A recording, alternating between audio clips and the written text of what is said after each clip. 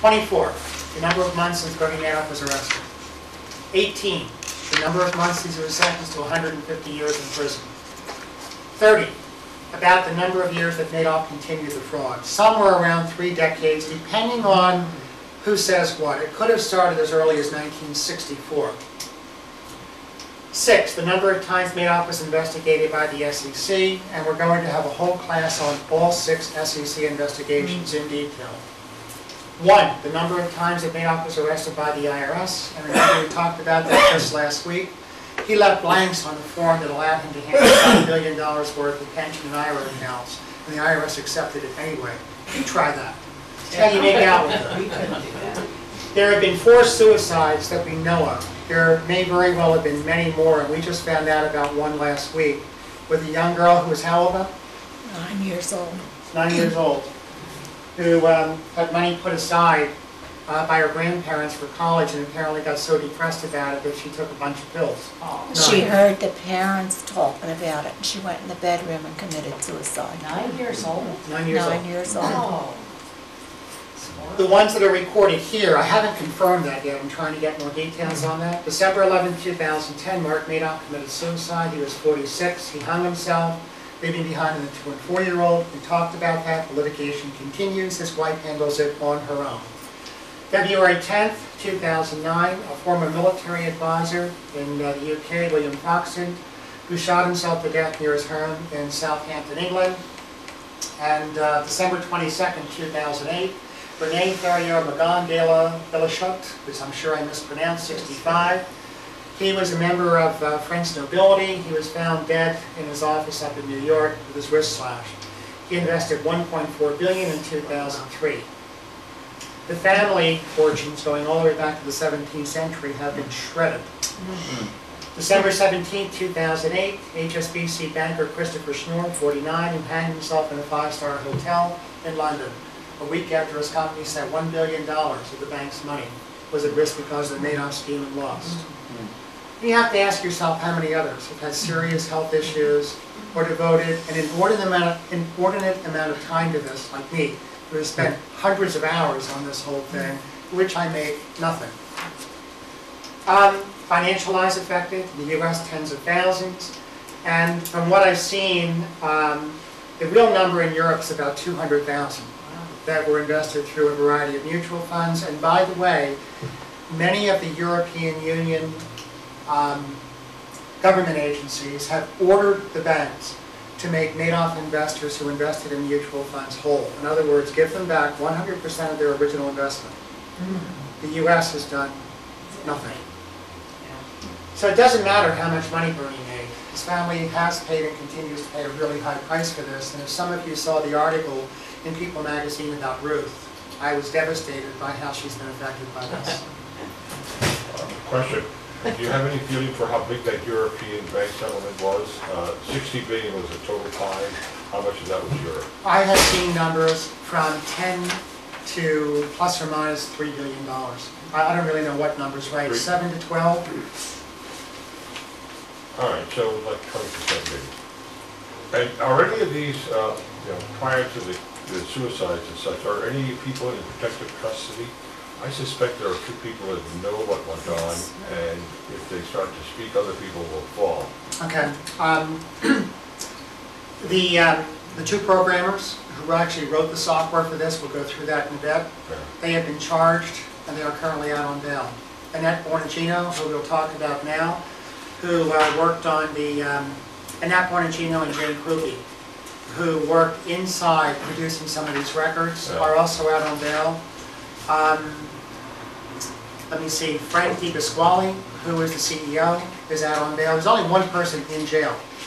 These people are cooperating. Yeah. Oh, and the whistleblowers in protective custody. No, the only whistleblower that I'm aware of is Mark Markopolis, and he is out busy promoting his book. There was only one other whistleblower, and it's unnamed in any of the litigation. Did they name any of the banks when this New York reporter? Sure. J.P. Morgan Chase is being sued for $6.2 billion. On the blackboard, when I turn that thing off, we're going to talk about that for a bit. for why J.P. Morgan, who was a net winner of $300 million, is being sued for $6.2 billion. There's a reason. Sure. What was BLMIS? Okay, it was founded by Bernard Madoff. He was the sole stockholder. He was the principal executive for this. It was a broker-dealer firm that was formed in the early 1960s. They did market making, proprietary trading, and an investment advisory business, the IA business.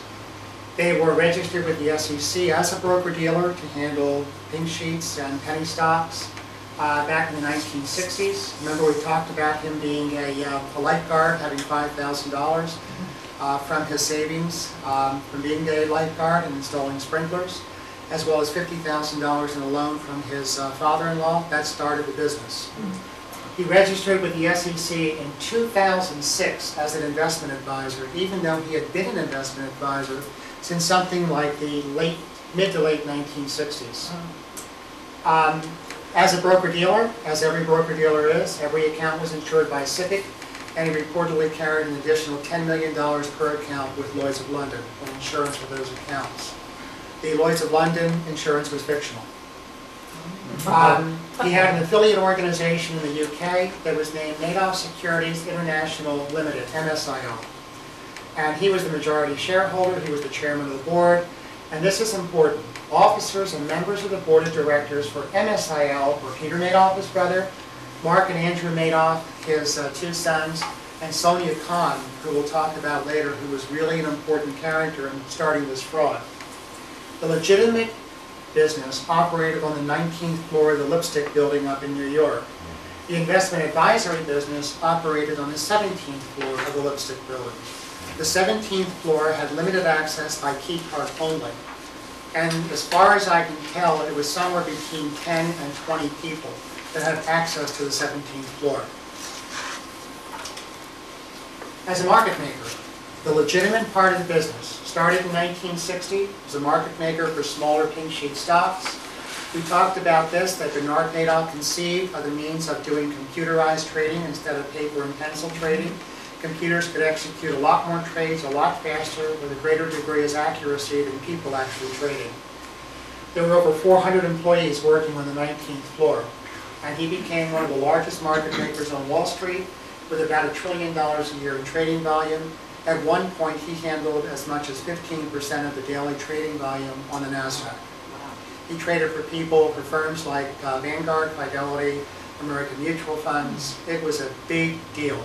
And had he decided to simply sell the legitimate part of the business in the 1980s, the late 80s, they're estimating the value of the firm at $100 to $150 million. He could have walked out and had enough money to spend for the rest of his life. Michael, and that was all legitimate? All legitimate. All legitimate. These stocks that he made markets in as market makers, were they the kind of pink sheet derivative type stocks, or were they? They were everything. They were literally everything. It started with just pink sheet, for the most part, just pink sheet and penny stock. Once the software was developed, he pretty much traded everything on the NASDAQ. Within a few years after that, he traded everything on both the NASDAQ and the NYSE. What does pink sheet mean, please? Stocks that are too small to actively be traded, either because the value of the stock was too little, the capitalization was too little, and just companies that are just starting. Kind of like a Microsoft in 1970. Oh, okay. Well, what it really is an extraordinarily treacherous part of the marketplace, where five of us can get together on a little cap company and buy it, run the stock up, it's called pump, and then have, when everybody says, hey, this is going to the moon, you dump it. And because the stocks are so small, you're able to screw everybody. I see. So the whole market of pink sheet is so riddled with crooks like this that no one goes near it. So you have to be cautious with it, sort of like window wizards. Let me tell you how he made money. How he made money is he didn't charge any of these big firms to trade with his firm. He actually paid them to trade with the firm. Wow. So if you traded 100,000 shares, he would pay you a penny a share to execute the trade through BLMIS instead of one of the competing market makers. And the reason he got away with this is because up to 1997, stocks traded in eighths. So there was a 12.5 spread, 12.5 cent spread between the ask and the bid for a stock.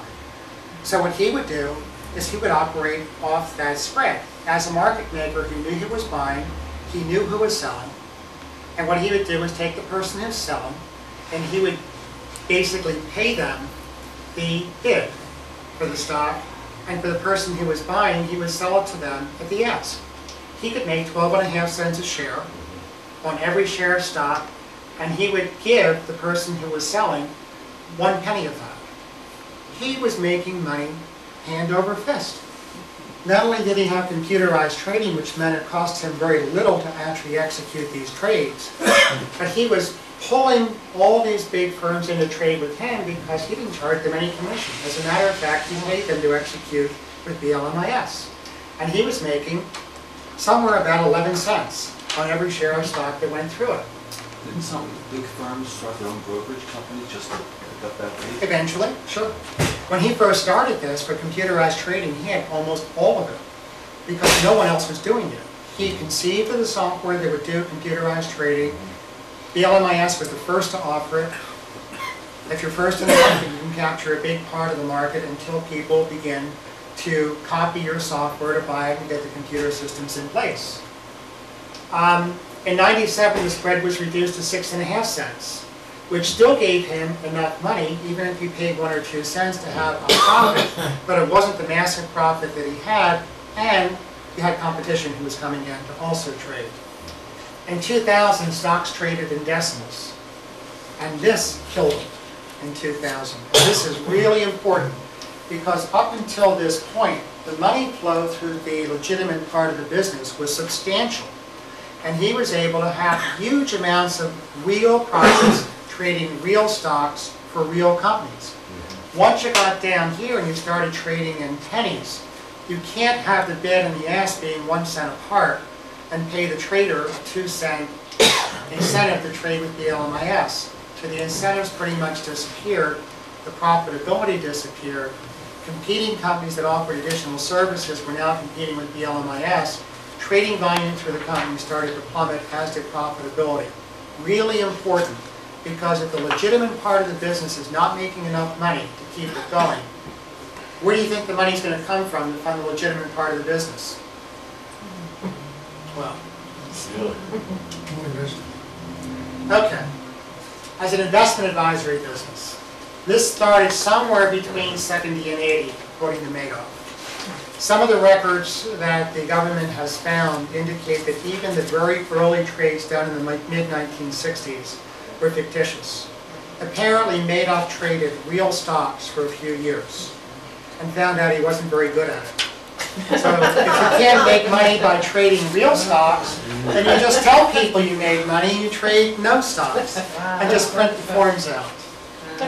The early clients were recommended by Sol Apron. Remember the father-in-law who pulled in people like Spielberg and Kevin Bacon? And 2 accountants, Avelino and Bienes, which is how I got in, through these 2 guys.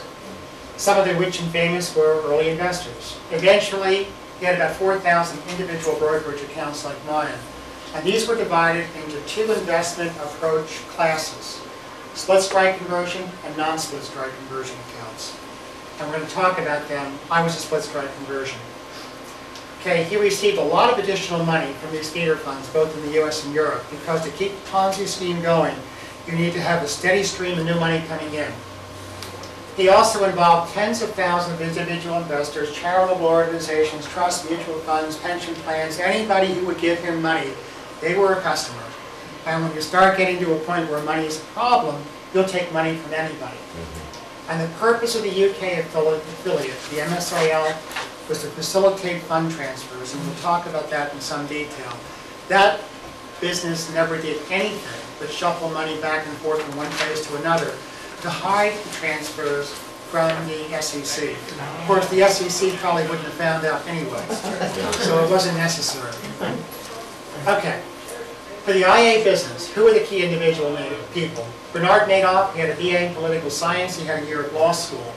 He was the CEO, the chairman of BLMIS, the majority shareholder of MLIS, which was the affiliate in the UK. Ruth Madoff, his wife, had a BA from Queen's College in 1960. She was the bookkeeper responsible for important account reconciliation of the IA business for 15 years.